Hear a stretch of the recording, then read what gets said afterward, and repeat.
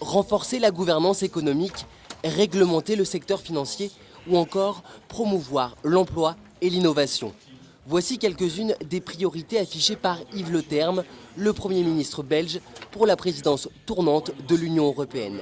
Et la 12e présidence belge de l'Union devrait être l'occasion de passer la main au président de l'UE, un autre Belge, Herman Van Rompuy. Je crois qu'il faut bien situer le rôle d'un État membre qui préside de façon temporaire aux destinées de l'Union européenne. C'est le rôle, c'est en tout cas ce que nous concevons quand on parle du rôle de président rotatif, c'est de faciliter les décisions au niveau européen. Les Belges n'ont d'ailleurs peut-être pas le choix.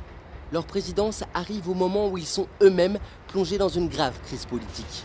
Yves Le Terme se contente de gérer les affaires courantes et la formation du prochain gouvernement n'interviendra pas avant octobre.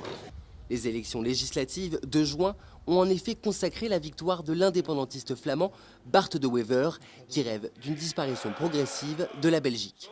Malgré tout, le chef de la nouvelle alliance flamande se veut rassurant et assure que la situation politique ne gênera pas la présidence belge de l'Union européenne.